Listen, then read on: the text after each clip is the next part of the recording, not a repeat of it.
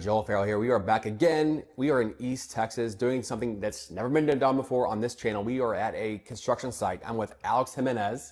Yes. You guys are building a home from the ground up, and we're going to be talking about your journey and construction background. And you're 26 years old. Yeah.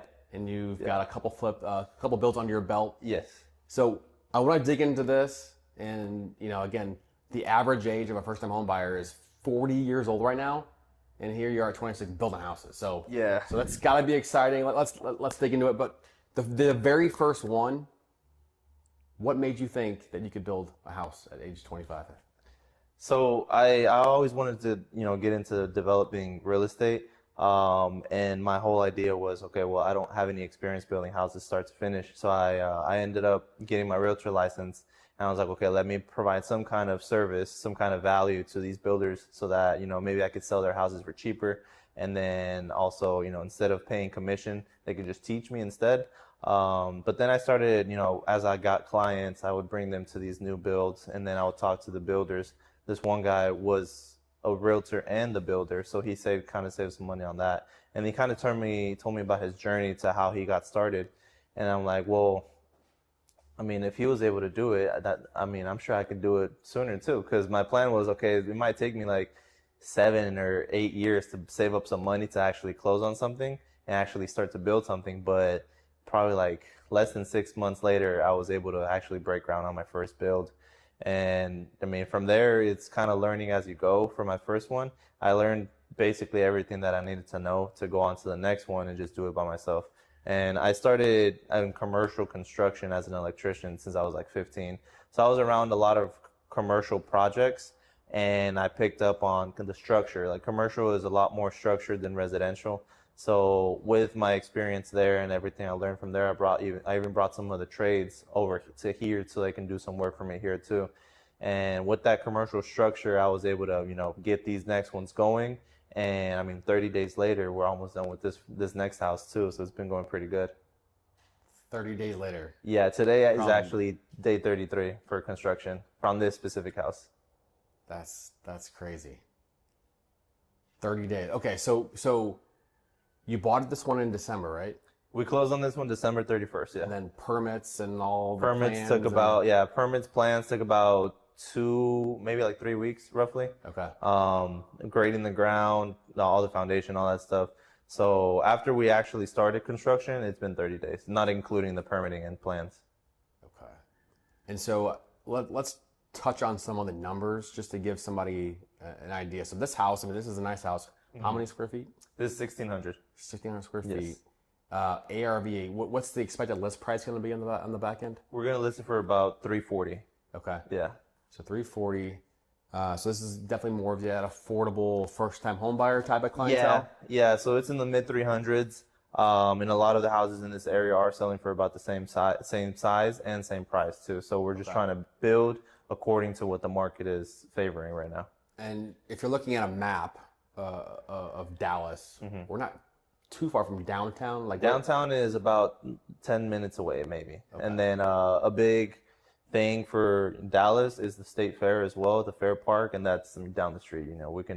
I can see it outside the door. So it's really close by downtown. You can see some of the buildings as well. It's down the street, really. And from a price standpoint, are you okay sharing some of the construction costs and acquisition price and whatnot? Yeah, so this lot, we bought it for $78,000, and then the construction is costing us $180,000. And that's from everything, start to finish, and that includes the plans as well. The plans and the permits, all that is 100% of the cost is about $180,000, plus $78,000 for the land. Okay.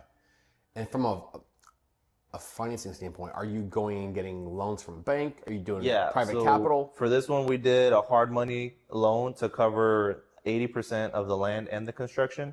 And then the other 20% was covered by my equity partner, Corbin, and he brought the extra 20% that we needed to actually close on it. Okay. So when you say hard money, that means not a bank?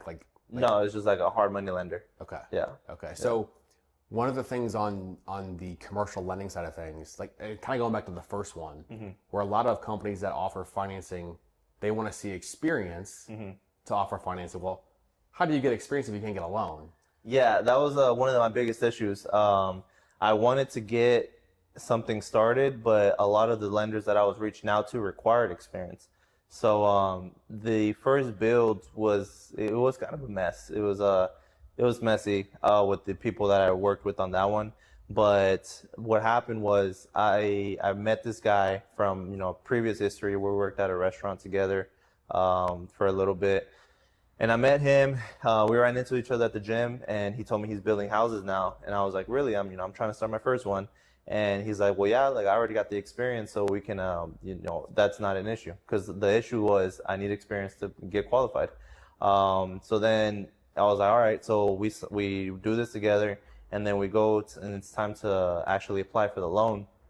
And then they told us that he didn't have experience. So he ended up lying about it. And then luckily we ended up finding a lender that did have a program for first timers. No previous experience. You don't need a partner. They'll finance you as long as the deal makes sense. So I was able to get the funding with that specific lender, which is the lender that I've been using for all these deals that I've closed. I was able to get the funding for all that without having actual exits. That's what they call them, without having any exits. And that's how I was able to qualify for these ones too. Amazing. So if somebody wants to reach out to you for questions, especially maybe a contact for a lender, where would they find you? My Instagram is alex.jiminez with 2 Z's and a 1. So it's kind of easy. Yeah. So alex.jiminez 1, and that's my Instagram. And I also check my DMs almost every day to try to help people out. So a lot of people will DM me and they'll ask questions, and I'll try to answer them. And I'll give my number to some of them and just kind of help them out as well. I love it. Yeah. We'll have the links in below. So, being a Gen Z person, Corbin and I talked about this too. The people in your circle, family, friends, seeing what you're doing. Are people asking you a lot of questions? Are they wanting to learn more? I have tried to, bring my friends on and tell them, like, look, this is the opportunities. We live in Dallas. Dallas is a big city. Not everybody gets to grow up in a big city, but I feel like Dallas has a lot of opportunity and a lot of different things. For me, I just prefer real estate. So I have tried to tell some of my friends, I'll help you with what I know, we can get started. But I think what kind of holds them back is just the risk. I've even had one of them say, well, I want to see you fully succeed and like really do it before I do it. So they're kind of scared. They don't want to take the risk. They don't want to do the extra work. So it's a little, bums me out a little bit because I want to bring people up with me that are around my circle, but not everybody wants to do it. They just don't want to put in the work or take the risk that you need to take, because it is risky. You could lose a lot of money in real estate, but I feel like if it's structured correctly and everything goes good, it could be very rewarding. And then, but yeah, I haven't really been able to bring people in my close circle to actually start doing the same thing too. And you've got a couple builds going on right now. Do we say three in process? Yeah, 3 under construction. Yeah. Okay, so this one is almost finished, and this will probably hit the market maybe next in April. April. Yeah. In April. And then the other one is is in process for permitting, right? Yeah. So as soon as we get those permits approved and we receive them, we should be able to hit the market end of May for that one. So it's a similar size build. It won't take me long to build it either. Yeah. 35 days. Yeah, maybe. I'll shoot to try to stay under 45 days, because that's what the timeline I gave for this one was, 45 days. Okay. But besides that, it won't take me long to build that other one either. Well, is it a pretty similar blueprint? It's a little different, but it's still a single story.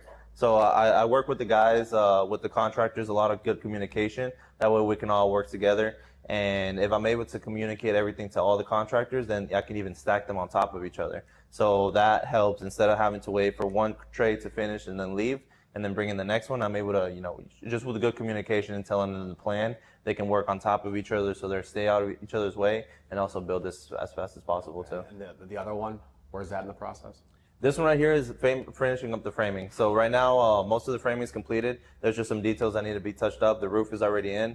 The HVAC's already done. Plumbing and electric will be done this week as well. So that one should be hitting the market in April as well. Okay. So this one specifically that we're in, was this a whole? How did you get the actual deal from a wholesaler? How did you? No, this one was on market. Yeah. So market. Yeah, Corbin came to me and looking for his first deal to actually build something.